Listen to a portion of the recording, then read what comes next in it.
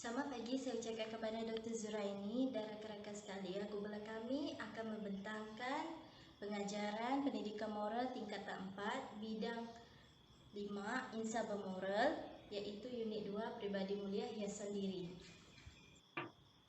Saya Veronica Arun akan membentangkan set induksi bagi sesi pengajaran ini. Selamat pagi dan salam sejahtera murid-murid. Hari ini kita akan belajar tentang unit 2 iaitu Pribadi Mulia Hiasan Diri. Cikgu nak kamu buka muka surat 16. Sebelum kita pergi ke konsep atau maksud pribadi mulia hiasan diri, cikgu akan menayangkan sebuah video yang berkaitan dengan pembelajaran kita hari ini. Cikgu nak kamu fahamkan apa mesej yang hendak disampaikan di dalam video tersebut.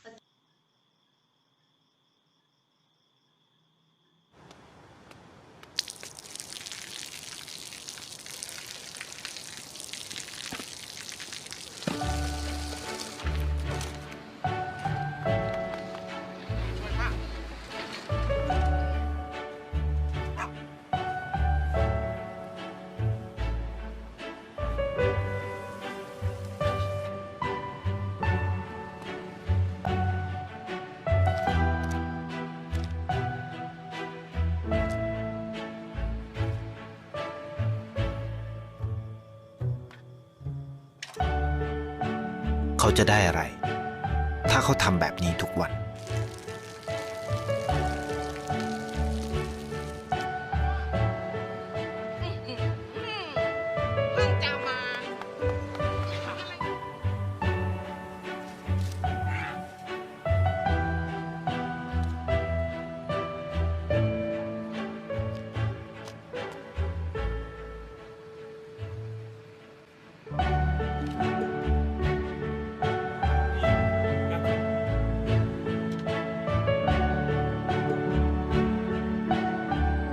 เขาจะไม่ได้อะไรเลย ไม่ได้รวยขึ้น ไม่ได้ออกทีวี ไม่มีใครรู้จัก ไม่ได้มีชื่อเสียงที่มากขึ้น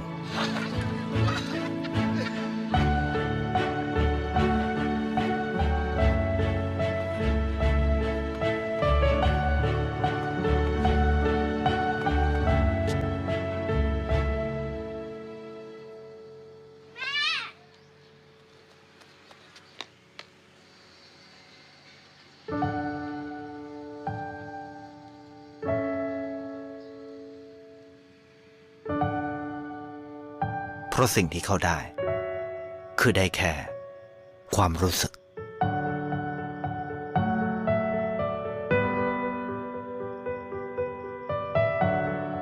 ได้เห็นความสุข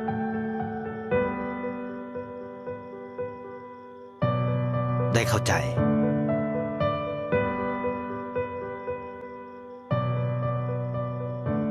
ได้ความรัก ได้ในสิ่งที่เงินซื้อไม่ได้ ได้โลกที่สวยงามกว่าเดิม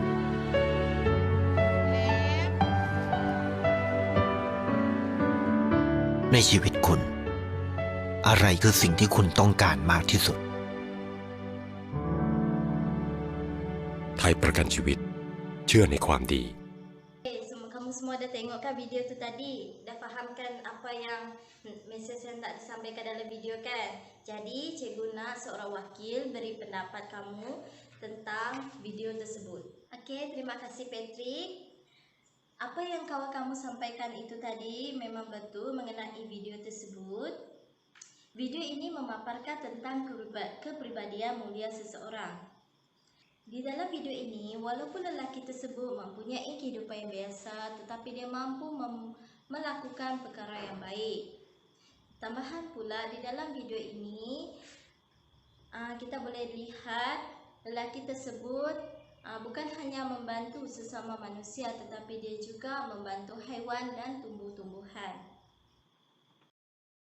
Seterusnya, kita akan lihat tentang konsep pribadi mulia hiasan diri. Murid-murid boleh buka muka surat 18. Pembentukan modal insan yang berkepribadian mulia memerlukan penghayatan nilai murni. dan perkembangan dari segi penaklukan moral, emosi moral, dan perlakuan moral.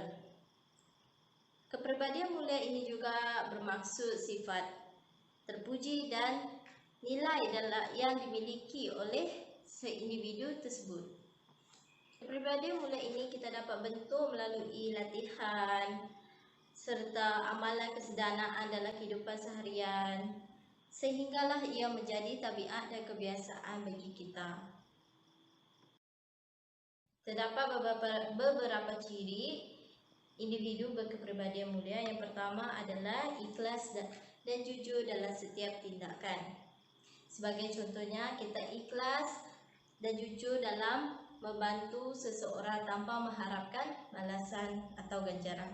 Yang kedua pula, sabar dan tenang ketika menghadapi kesukaran dalam kehidupan. Sebagai contoh, apabila kita menghadapi sesuatu masalah, kita kena sabar dan tenang mencari jalan penyelesaian untuk masalah tersebut.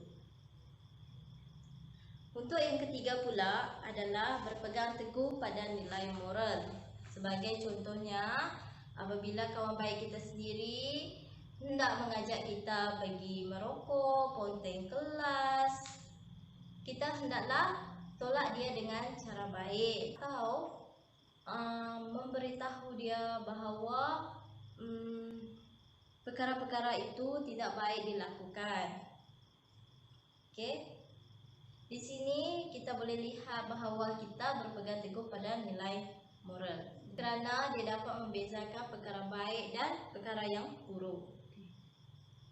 Okey, untuk ciri individu berkepribadian mulia yang keempat pula adalah bersikap sederhana dalam pemikiran, pertuturan dan perlakuan. Okay, sebagai contohnya sederhana dalam perlakuan adalah sentiasa merendah diri, tidak mementingkan diri sendiri. Okey. Untuk yang bersikap sederhana dalam segi pertuturan pula, kita hendaklah sentiasa menjaga tutur kata, tidak mencarut, tidak maki hamba kawan-kawan. Okey. Ciri individu berkepribadian mulia seterusnya adalah melakukan sesuatu kebaikan tanpa mengharapkan balasan. Apabila kita melakukan sesuatu kebaikan, janganlah kita mengharapkan balasan atau ganjaran. Tolonglah seseorang itu dengan ikhlas dan jujur.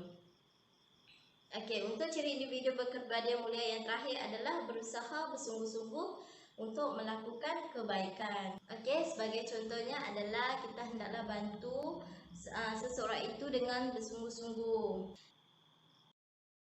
Seterusnya,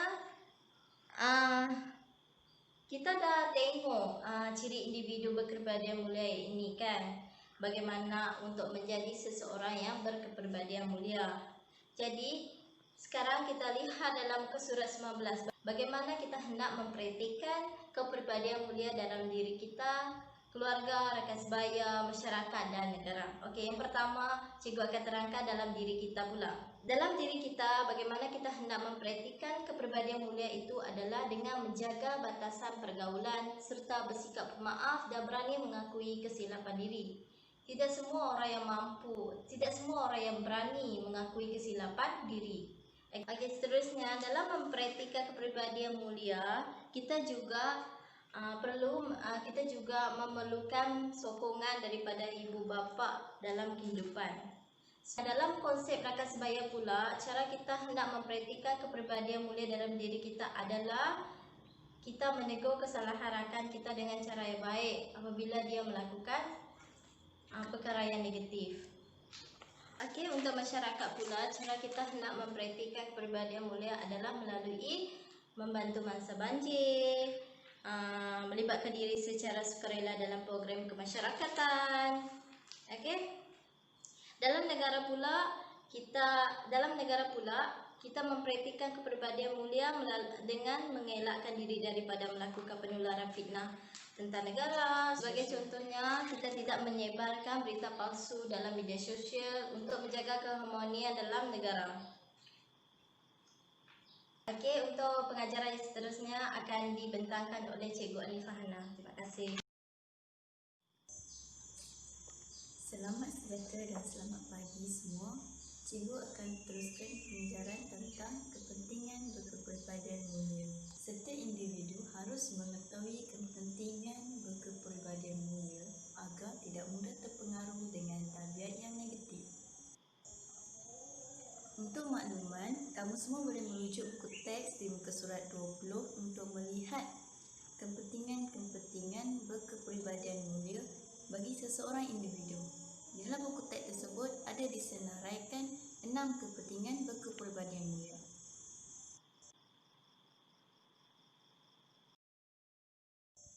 Kepentingan berkepribadian mulia yang pertama ialah sentiasa melakukan perkara yang positif. Hal ini kerana apabila kita mempunyai pribadi yang mulia, kita akan terdorong untuk melakukan amalan-amalan yang baik dan perkara-perkara yang mendatangkan manfaat kepada diri sendiri dan orang lain. Kepentingan yang kedua ialah disenangi ramai. Apabila kita mempunyai pribadi yang mulia, kita akan disenangi ramai oleh orang di sekeliling kita. Orang di sekeliling kita akan merasa gembira untuk berkawan dan mendekati kita. Kepentingan yang seterusnya ialah menjamin kebahagiaan dalam kehidupan. Kepentingan berkepribadian mulia yang keempat ialah memberikan ketenangan jiwa kepada diri sendiri. Ketenangan jiwa dapat diperolehi apabila kita mengamalkan kepribadian yang mulia kerana kita tidak mempunyai musuh dan sentiasa berbuat baik terhadap orang lain.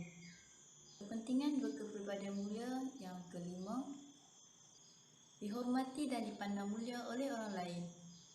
Dan kepentingan yang keenam, menjadi suri teladan kepada orang lain. Kepentingan kepribadian mulia yang terakhir ialah untuk mencapai matlamat hidup yang diingini. Apabila kita mempunyai pribadi yang mulia, sudah tentu kita dapat mencapai apapun matlamat hidup yang kita ingini. Namun, jika bayangkan jika kita tidak mempunyai kepribadian mulia, sudah tentu kita akan terjebak dengan perkara-perkara yang negatif dan ini akan menghalang kepada matlamat hidup yang kita ingini. Itu sahaja tentang kepentingan berkepribadian mulia. Sekarang kita akan lihat perbandingan tingkah laku berkepribadian mulia dengan bukan berkepribadian mulia. Sebelum cikgu menghuraikan perbandingan kedua-dua aspek tersebut, cikgu akan menayangkan sebuah video. Sewaktu video tersebut ditayangkan, cikgu harap kamu cuba fahamkan apa mesej yang disampaikan oleh video tersebut dan cuba cari perbezaan antara tingkah laku yang berkepribadian mulia dengan yang bukan berkepribadian mulia.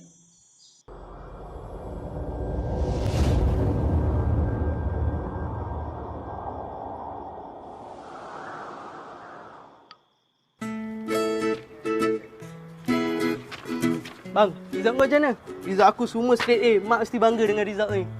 Tak tahu adik, abang belajar elok pun abang asyik fail je. Tak tahu nak buat apa. Mungkin jodoh kot. Tapi tak apalah. Kalau semua orang pandai, siapa nak jadi tukang kutip sampah? Mesti kau kan? Yelah adik. Dah, aku nak tunjuk mak. Aku tak sabar nak tunjuk mak.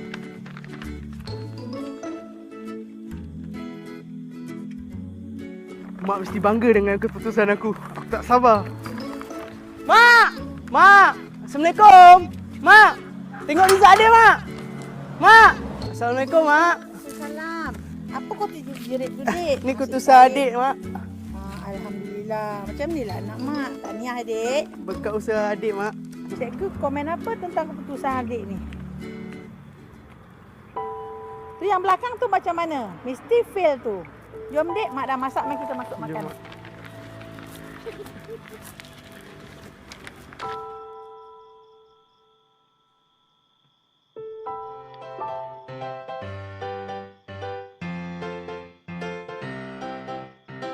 Aduh, manalah ikannya. Dari pagi ke potang, seekor pun tak dapat.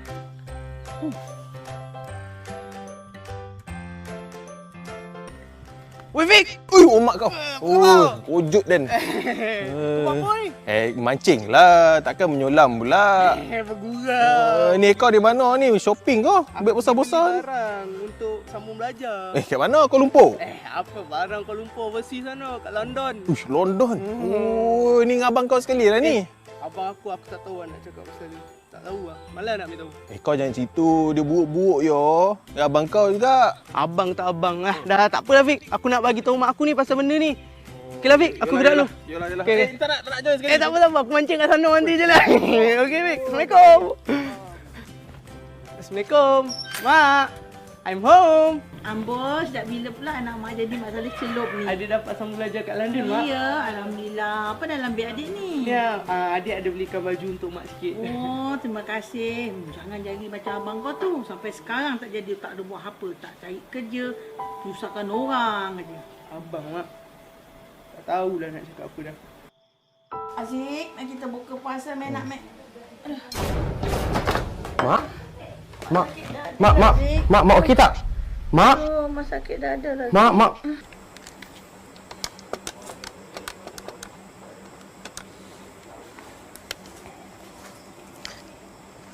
Hello, Assalamualaikum. Adik, abang ni. Waalaikumsalam. Adik tak balik raya ke? Adik busy lah. Kawan-kawan adik nak pergi jalan-jalan. Adik, mak sakit. Dia nak adik balik. Tak boleh lah bang. Adik nak jalan-jalan dengan kawan. Nantilah kalau ada masa baliklah. Cakap dekat mak cepat sembuh. Tak apalah adik. Selamat raya. Assalamualaikum. Mak, Ya, bang. abang baru lepas sekolah adik. Adik kata raya tahun ni dia tak balik. Tak apa lah, bang. Kita kan ada. Abang, mak minta maaf ya. Selama Mak. ni mak selalu pinggirkan abang. Tak apa, Mak. Tapi bila keadaan macam ni, abang aja lah yang ada sisi mak. Tak apa, Mak. Abang janji abang akan jaga Mak. Okey? Terima kasih ya, nak. Mak, Ya, nak. abang ucapkan selamat hari raya kat Mak. Mak izin batin. Terima kasih sebab jaga abang selama ni, Mak. Mak pun ni, nak. Mak minta maaf kalau ada salah silap mak selama ni pada abang ya. Ya, Mak. Selamat hari raya, Mak.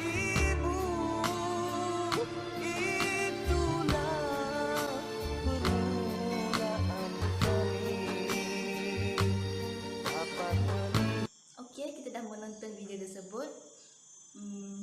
Cikgu minta seorang wakil untuk berikan pendapat ataupun ceritakan apa yang dia dapat daripada video tersebut. Terima kasih kepada yang telah memberi pendapat.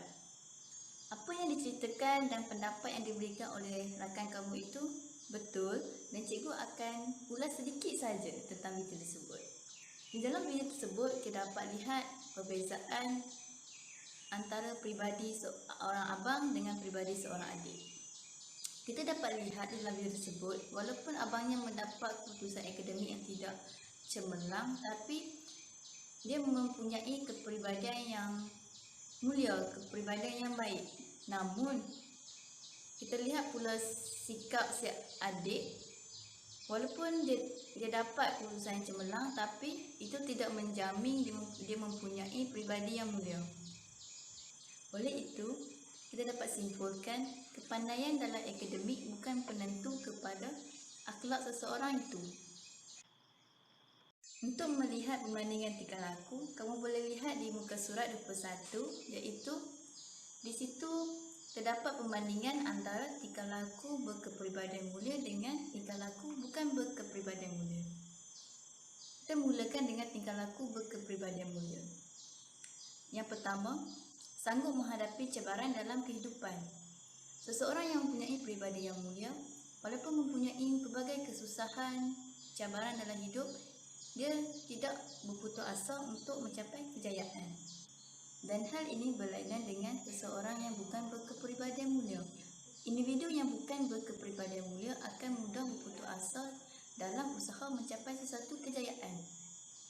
Tingkah laku berkepribadian mulia yang kedua ialah sentiasa bersyukur. Orang yang mempunyai pribadi mulia akan sentiasa bersyukur dengan apa yang dia ada dan apa yang dia miliki. Manakala individu yang bukan berkepribadian mulia akan mengkhianati dan bersangka buruk terhadap orang lain. Tingkah laku berkepribadian mulia yang ketiga ialah berjimat cermat dalam pembelanjaan. Manakala individu yang bukan berkepribadian mulia akan tamak dan boros dalam sesuatu perkara.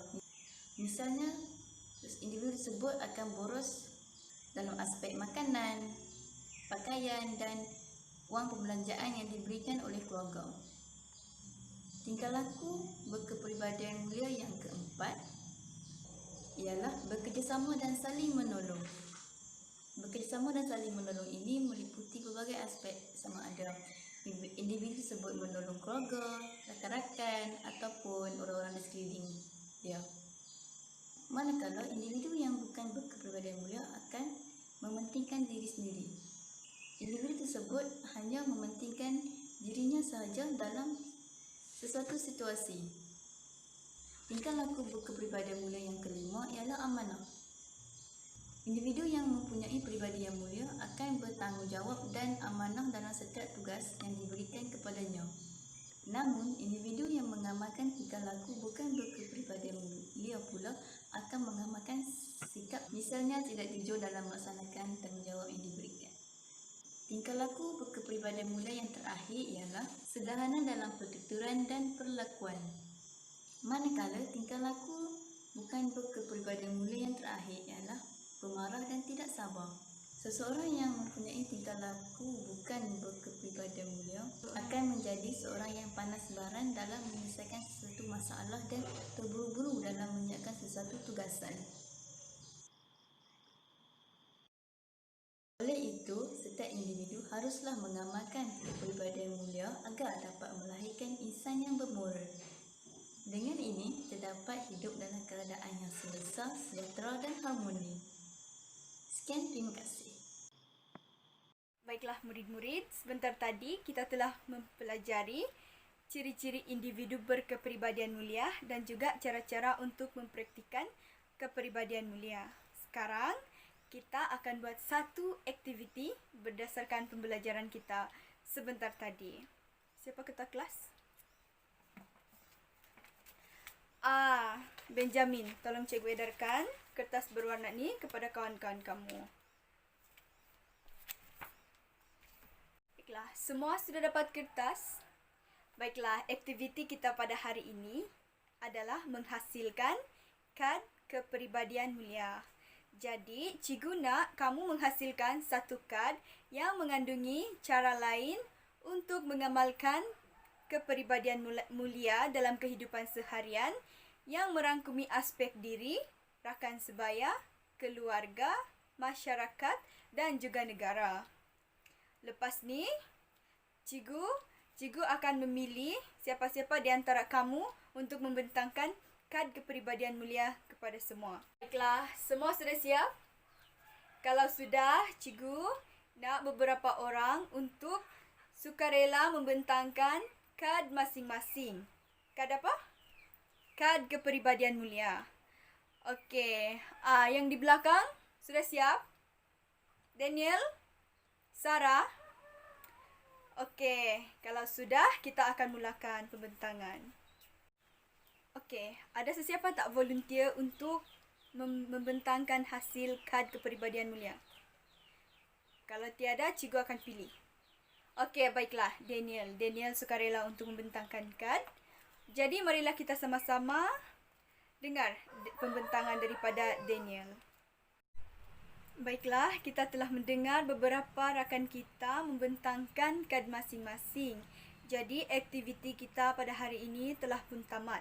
Berdasarkan pembelajaran dan aktiviti kita pada hari ini, ada tak sesiapa yang volunteer untuk membuat rumusan? Okey, Sheila. Okey, betul. Kepribadian mulia. Okey, Sheila mengatakan bahawa kepribadian mulia sangat penting agar seseorang disegani oleh masyarakat, dihormati. Okey, betul. Kepribadian mulia merupakan satu standard yang menentukan seseorang individu menjadi insan yang baik dalam semua aspek kehidupan dan membantu individu meningkatkan kualiti kehidupan yang diingini. Okey, baiklah, sampai sini sahaja pembelajaran kita pada hari ini. Untuk pengukuhan, cikgu minta kamu semua untuk membuat tugasan yang terdapat dalam buku teks muka surat 29. Terima kasih. Semoga kita berjumpa pada kelas yang akan datang.